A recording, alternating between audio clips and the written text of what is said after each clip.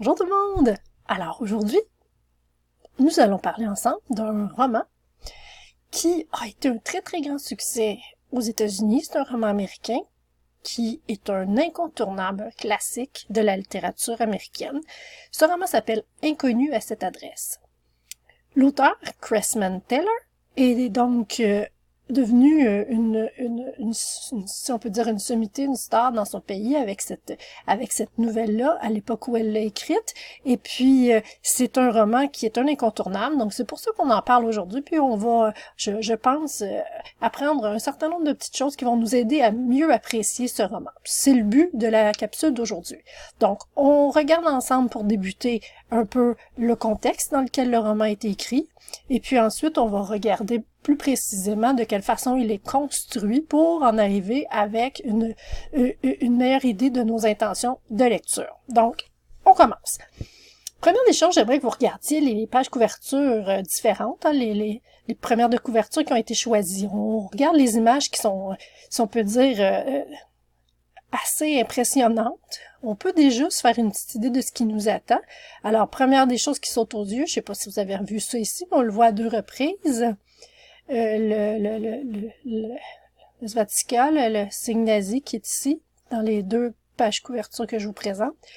L'autre chose qui saute aux yeux, que vous avez sûrement remarqué, à peu près, en fait, sur toutes les pages couverture qui ont été illustrées ici, on a un signe qui représente, dans le fond, du courrier, des lettres. Alors, déjà, vous avez une idée hein, que le côté lettres, courrier va être important dans cette lecture-là, dans cette œuvre-là. Donc, on a 2 éléments, je pense, qui nous permettent vraiment déjà de nous faire une petite idée de ce qui nous attend. Un roman dans lequel on va avoir des lettres, et on va avoir, si on peut dire, un thème nazi quelque part là-dedans, parce qu'on a nos signes nazis. Si on regarde notre titre maintenant, Inconnu à cette adresse, ben ça confirme les images qu'on a regardées pour ce qui est de la lettre, toujours bien. Hein? À cette adresse, ben ça ressemble à une adresse de courrier.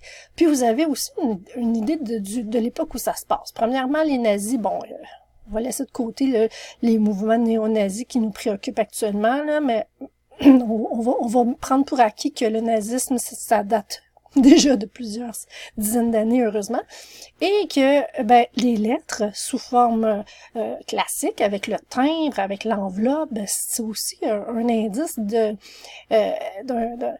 temps passé.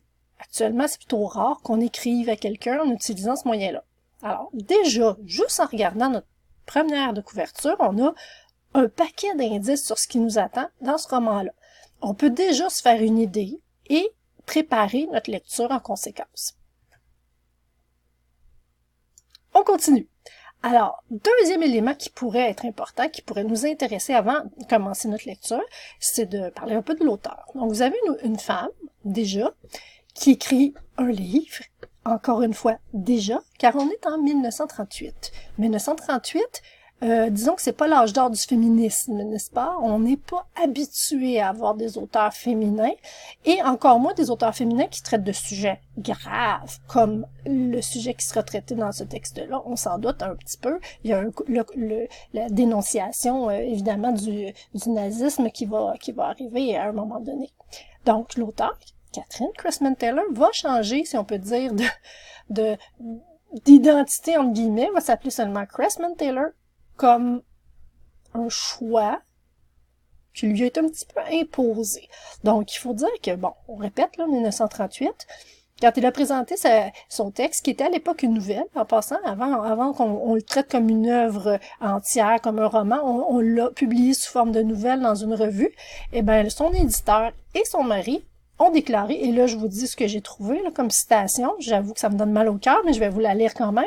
« Cette histoire est trop forte pour avoir été écrite par une femme. Alors, on va changer ton nom, ma belle Catherine, on va t'appeler Cressman Taylor, tout simplement. Et comme ça, les gens ne sauront pas que c'est une femme qui a écrit ça. » Évidemment, vous comprendrez que c'est l'époque et qu'aujourd'hui, j'espère bien qu'on n'a plus à faire ce genre de truc-là. J'espère.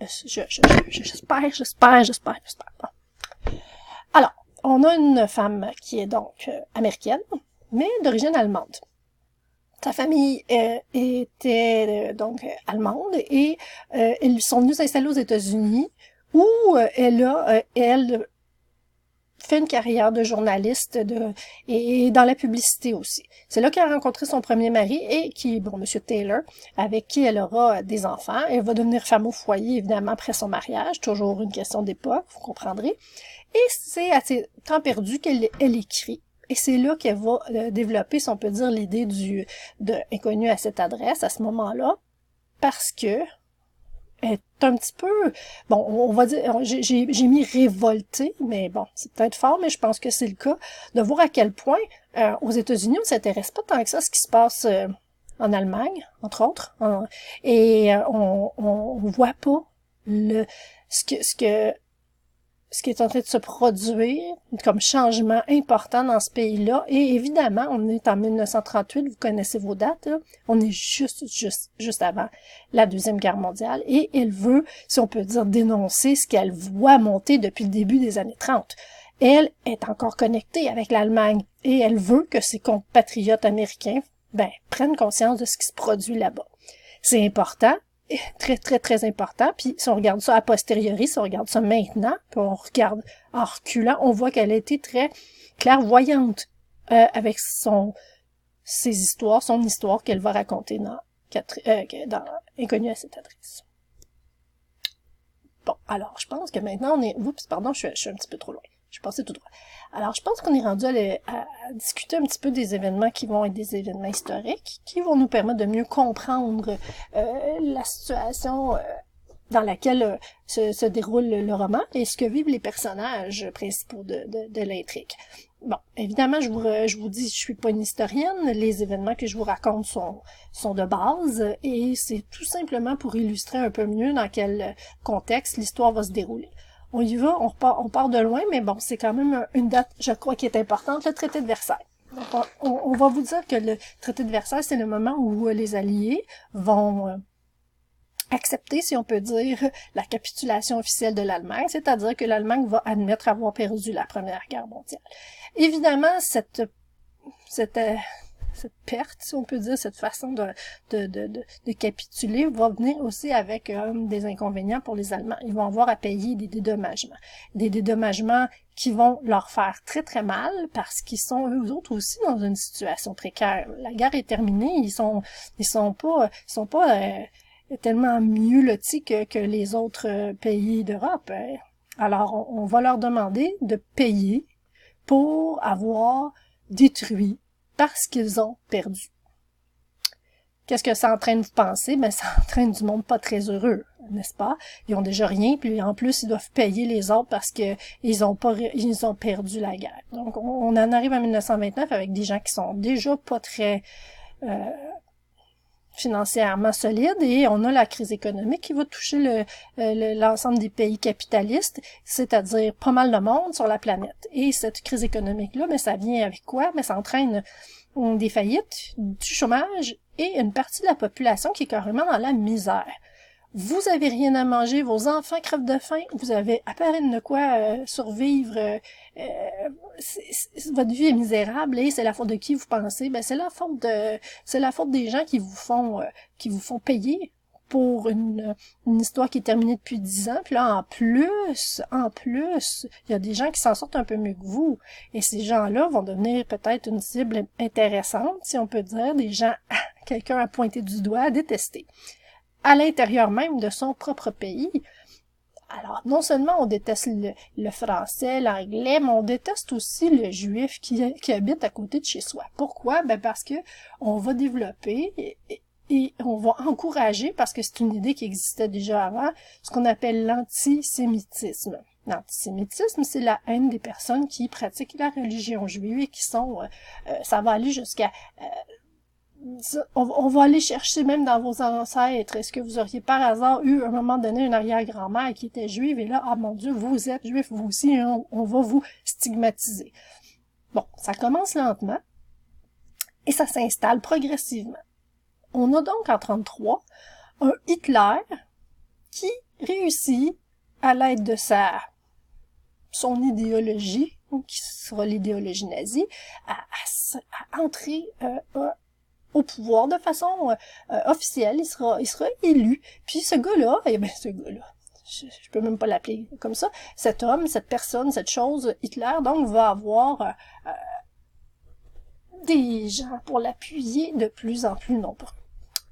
L'idéologie nazie, donc, va mettre l'arien, c'est-à-dire le pur descendant de la race aryenne, l'allemand de souche, comme étant une personne supérieure à bien des gens, bien d'autres personnes, et entre autres supérieure aux Juifs, qui lui sera considéré comme de la vermine. On en est donc en 1933 avec une idéologie nazie qui s'installe, parce que là, on a quelqu'un à pointer du doigt. On a quelqu'un à blâmer, on a quelqu'un à détester, et cette personne-là, si on la détruit, hein, je simplifie, là, puis je rends ça très, très, très grossier, mais si on détruit l'ennemi à l'intérieur, pardon, on risque d'avoir enfin notre place qui nous revient, c'est-à-dire nous, les Aryens, les puissants, les forts, les beaux. Ouais, question de goût, les beaux, là, bon. Continuons. On est donc toujours en 1933, on installe des mesures qui vont être anti-juifs. Donc, ces mesures-là, donc, qui sont carrément les programmes issus de la propagande nazie, vont écarter les Juifs le plus possible, non seulement des postes de pouvoir, mais des postes où ils peuvent gagner leur vie de façon acceptable. Donc, on va dire, vous n'allez plus dans les magasins juifs. Évidemment, tous les Juifs qui travaillent dans la fonction publique, dehors. Vous lisez pas de romans, de textes, de journaux, peu importe, vous ne lisez pas de livres qui ont été écrits par des auteurs juifs. Eh bien, évidemment, ça va créer quoi aussi? Ben, de l'antisémitisme physique, si on peut dire, violent. Donc, on va s'attaquer carrément aux gens en pleine vue. On va les battre parce qu'ils sont juifs, tout simplement. Alors, ça crée un climat, si on peut dire, un petit peu inquiétant, n'est-ce pas? Il y a des gens qui vont penser, qui vont se dire, ça va changer, c'est une passe, c'est une période. Les Juifs, il y en a plusieurs qui vont décider de rester. Il y en a certains qui vont s'enfuir et qui vont sauver leur peau de cette façon-là. Mais ceux qui vont décider de rester parce qu'ils étaient optimistes, en même temps, c'était leur pays. Ils étaient nés là. C'est pas comme si on les avait parachutés dans un pays différent, tout ça. Non, non, ils étaient nés là depuis des générations et ils disaient « Je suis chez moi.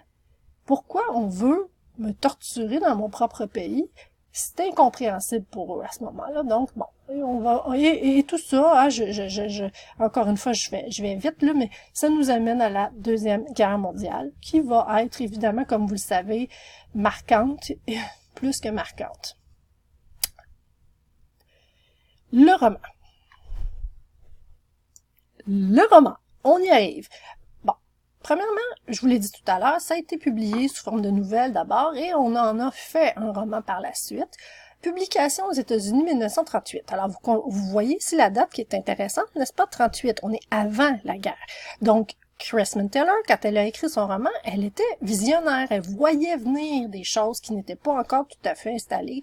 Même si on sait que la montée du nazisme s'est fait de façon progressive à partir de 1933. Alors, elle était très vigilante, elle voyait ça et elle voulait dénoncer. Ensuite, bon, il va être publié aux États-Unis, il y aura un très grand succès, on en a déjà parlé.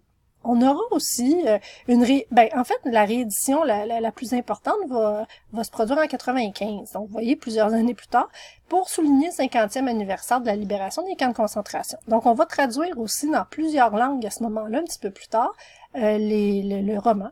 Et c'est là qu'on va, nous, avoir notre boom en français. En France, entre autres, on va en vendre plus que presque 600 000 exemplaires et plus. Là, donc, c'est un très bon... C'est là qu'il a été plus connu. Et, c'est assez surprenant, ou pas, 2001, on va enfin pouvoir le publier en Allemagne, parce que vous comprendrez que ça n'avait pas été permis avant ça. Donc, notre roman a une vie très longue. Vous voyez, de 1938 à aujourd'hui, en 2019, où vous, petits-enfants de secondaire 4, allez lire ce livre-là dans le but de le comprendre, de l'analyser, mais c'est pas rien, là. C'est un indice qu'on a affaire à un classique. Quand un roman vit comme ça longtemps, ben on a un indice qu'on lit quelque chose qui est important. Et ça fait partie de notre bagage. C'est important pour nous d'avoir ça dans notre bagage culturel. Je m'arrête maintenant